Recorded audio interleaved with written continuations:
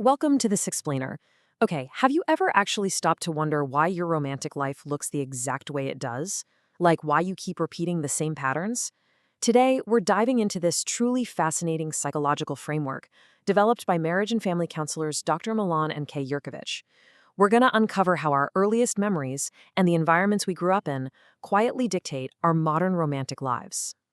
It's a massive question, right? Why do you love the way you do? Why do you react the way you do when things get tense with your partner? Throughout this explainer, we're going to explore the heavy, kind of emotional reality that you might actually be unconsciously playing out old, painful childhood survival mechanisms right now in your current relationships. Because look, although we totally have a choice in the people we strive to be, it's pretty much undeniable that our childhoods deeply, deeply shape how we choose to react under pressure. But before we start diagnosing our own relationship patterns, we really need to nail down what a love style actually is. Basically, it's comprised of our behavioral tendencies and inclinations, specifically how we automatically respond to our romantic partners. And the absolute key takeaway here is that these patterns, they aren't random at all. They're formed starting at a really young age based on exactly how we were raised.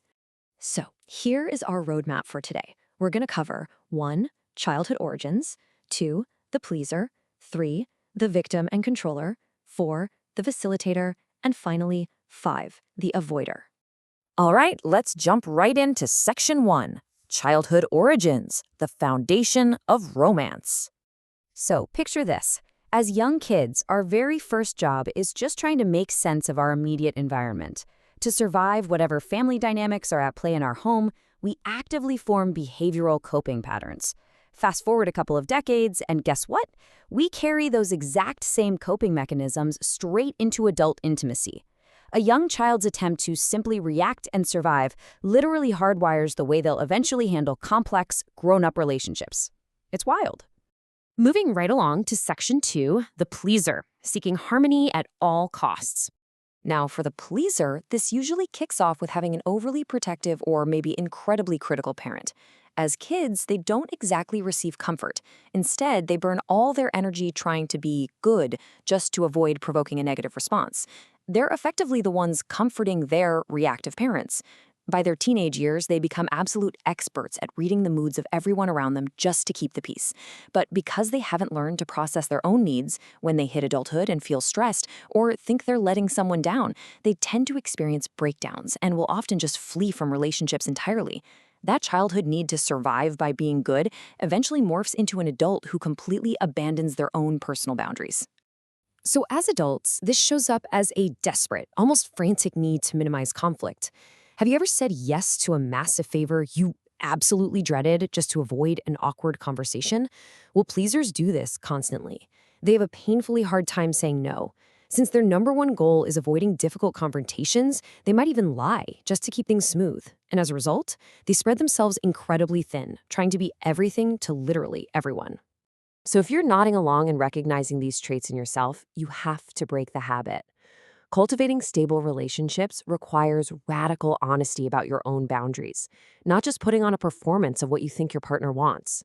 Pleasers have to focus a lot less on the desires of others and start being brutally honest about their own feelings, rather than just doing what's expected of them. Okay, let's look at Section 3, the victim and controller, a magnetic clash. This is where things get really fascinating, because these two drastically different trauma responses frequently end up marrying each other. The victim usually grows up in a really chaotic home with violent or angry parents, and they learn to survive by being super compliant, flying under the radar, hiding, and staying quiet. The controller, on the flip side, grows up in a home severely lacking protection, so to survive, they had to toughen up, take care of themselves, avoid vulnerability at all costs, and basically seize power. The victim's passive need to just go with the flow acts as a giant magnet for the controller's rigid need for power. It often mirrors the exact dynamic of the victim's parents. Let's zoom in on the victim for a second. Because being present as a child was just so painful, adult victims often build an imaginary world in their heads to cope with daily dangers. And this unfortunately leads to low self-esteem, anxiety, and depression. But here is the ironic part. They are so used to chaos and so highly adaptable to stressful situations that when they actually experience real calmness, it makes them feel incredibly uneasy. Basically, they're just sitting around anxiously anticipating the next blow-up. The controller, on the other hand, operates completely differently. To them, avoiding any feelings of fear, humiliation, or helplessness is paramount. They don't see anger as a vulnerability. No, they use anger as a weapon to remain in power and shield their true vulnerability. They're super rigid, yet they can be totally sporadic and unpredictable. They flat out refuse to step out of their comfort zone because, well, it makes them feel weak. They prefer solving problems completely alone and will get angry very quickly if things aren't done their exact way. So, what's the fix here? Interestingly, the prescription for both involves doing exactly what terrifies them the most.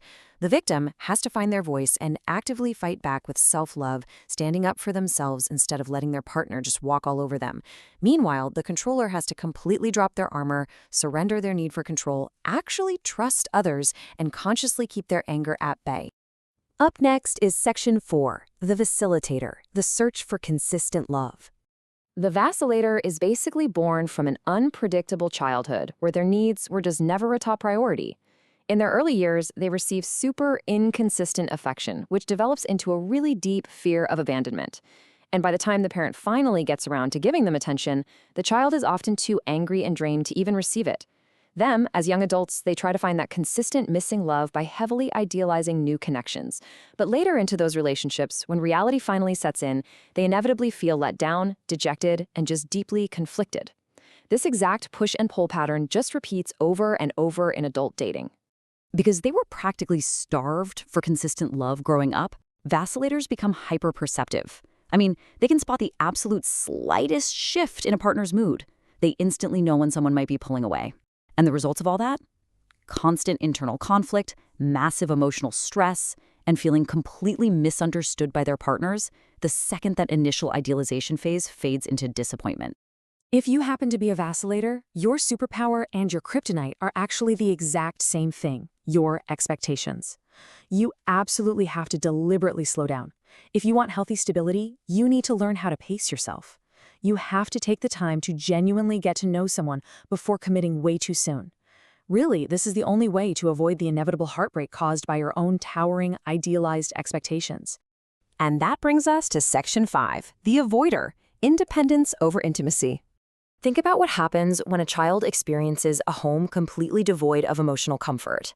They are basically forced to adapt. To deal with the anxiety of that massive void, they learn self-reliance incredibly early. They end up completely shutting down their own feelings and putting their needs on indefinite hold. So by the time they reach adulthood, they rely entirely on cold, hard logic and detachment rather than emotion. As adults, avoiders fiercely protect their own personal space. They're the types who might literally physically recoil at intense emotional displays because they've spent a lifetime training themselves to detach from their own emotions. They get so incredibly uncomfortable when people around them experience intense mood swings. They vastly prefer the safety of physical distance and rational, logical detachment to navigate any sort of relationship issue. So the absolute hardest but strictly necessary task for an avoider is completely dismantling those childhood walls. To build something truly healthy and long-lasting, they actually have to risk exposing their true, buried emotions to a partner.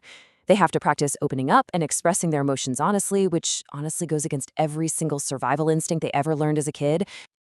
As we wrap up this explainer, I want you to really ask yourself, which love style do you actually identify with?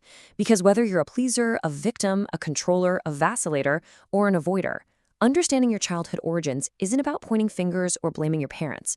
It's about rewriting your future.